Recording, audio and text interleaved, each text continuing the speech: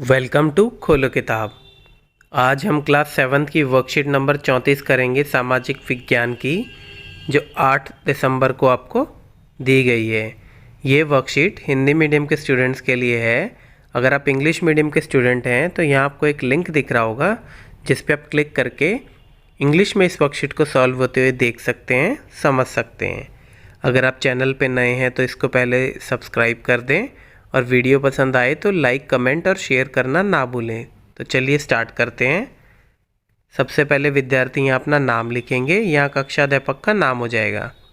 तो इस वर्कशीट में हम बात करेंगे ईश्वर से अनुराग। ईश्वर से अनुराग के बारे में पढ़ेंगे। यहाँ पिछली वर्कशीट 1-2 वर्कशीट से यही चल रहा है, इसी को आगे कंटिन्यू किया गया है। प्यारे विद्यार्थियों, विभिन्न दार्शनिकों ने भक्ति के बारे में अलग अलग विचार दिए हैं।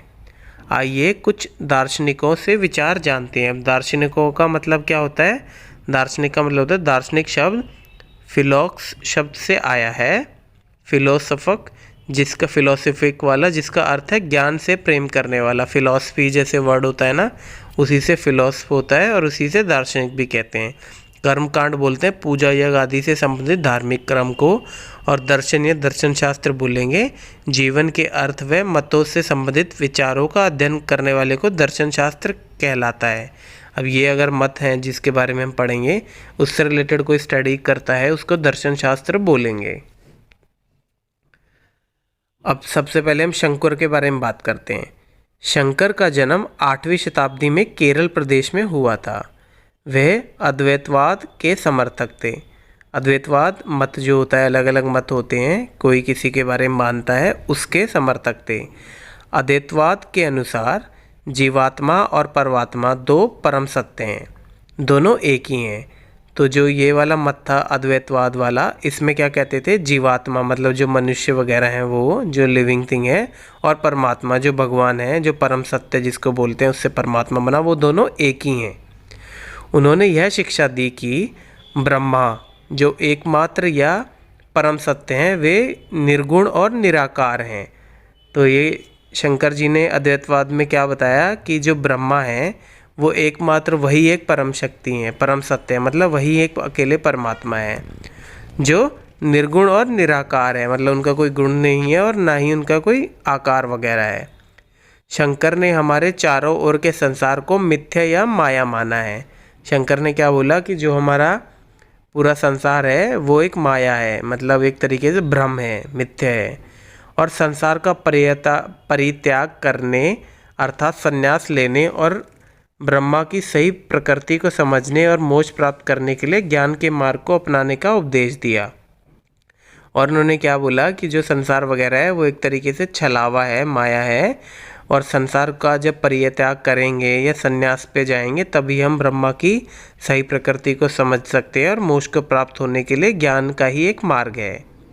बट अब इसमें दिक्कत क्या हुई कि अद्वैतवाद में, कि इसमें इन्होंने बताया कि जीवात्मा और परमात्मा दोनों एक ही हैं।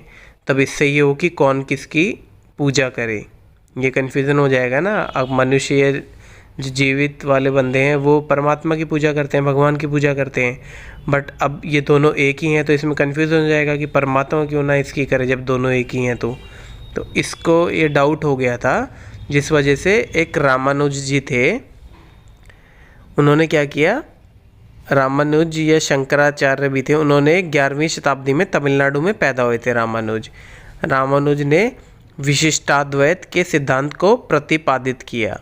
इन्होंने क्या किया? विशिष्टाद्वैत, अद्वैत से ही नाम बना है विशिष्टाद्वैत, मतलब विशिष्ट मतलब कौन सुपीरियर, इन दोनों की बात चल रही है, जीवात्मा और परमात्मा की। तो कन्फ्यूज़न को दूर करने के लिए विशिष्टाद्वैत के अनुसार आत्मा परमात्मा से जुड़ने के बाद भी अपनी अलग सत्ताएं बनाए रखती हैं। ये दोनों जुड़ तो सकती हैं बट फिर भी ये इनका अलग ही इलाका होता है एक तरीके से। वह विष्णु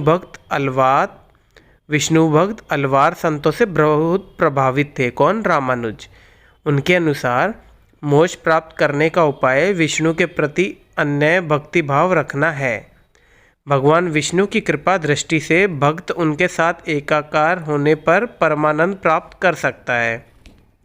तो अब इसमें इन्होंने ये बताया, जो विशिष्टाद्वैत में था, कि इसमें परमात्मा ही सुपीरियर है और एक तरीके से अंश और अंशी है, जीवात्मा अंश है परमात्मा का, तो अंश का अंशी की तरफ प्रार्थना करना या उनका स्मरण करना ये नॉर्मल बात है तो दोनों एक ही टाइप के, क्योंकि अंश और अंशी सेम है, बट जो अंशी है मेन उसके ये अंश है।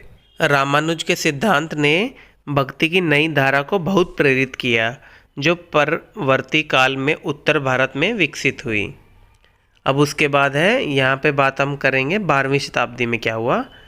बसवस्त्रा का वीर शैववाद, तो इसके बारे में पढ़ेंगे। तमिल भक्ति आंदोलन और मंदिर पूजा के बीच संबंध के परिणाम स्वरूप जो प्रतिक्रिया हुई वह बसवत्रा और अल्लम्मा प्रभु और अक्का महादेवी जैसे उनके साथियों ने प्रारंभ किए श्री वीरशैव आंदोलन में स्पष्ट दिखलाई देता है।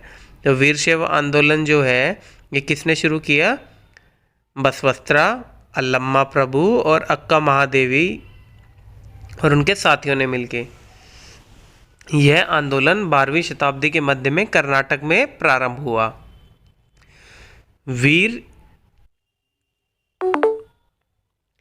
वीर शैवों ने सभी व्यक्तियों की समानता के पक्ष में और जाति तथा नारी के प्रति व्यवहार के बारे में ब्राह्मणवादी विचारधारा के विरुद्ध अपने प्रबल तर्क प्रस्तुत किए।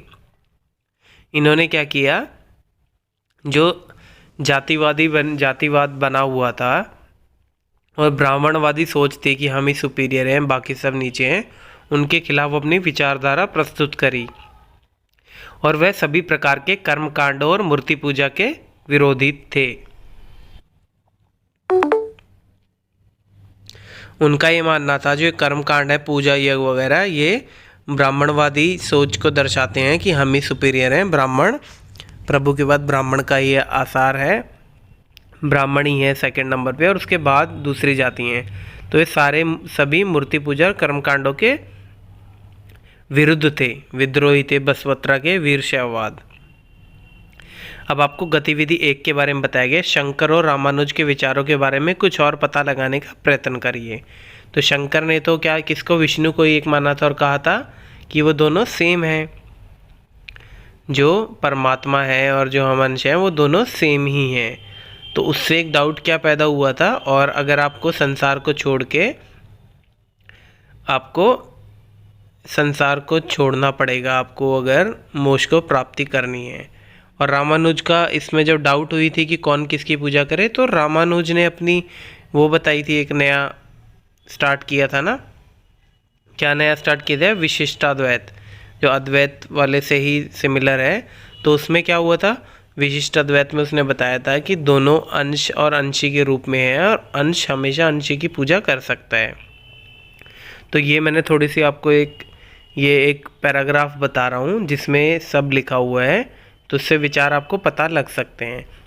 विशिष्टाद्वैत जो बनाया था रामानुज ने, जैसा कि इसके नाम से स्पष्ट है, अद्वैतवाद का संशोधित रूप है। और अद्वैतवाद किसने था? शंकर जी ने दिया था।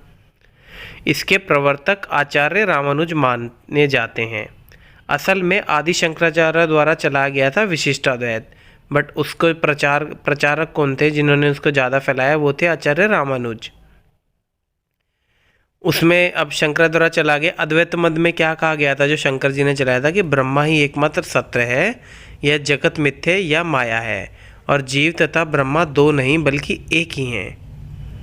इसके बाद आगे भक्त आचार्य बड़ी दुविधा में पड़ गए, क्योंकि अगर वो दोनों एक हैं तो कौन किसकी भक्ति करेगा, ये मिथ्या ठहर जाएगा, है ना, कौन किसकी भक्ति करेगा, दोनों सेम ही है।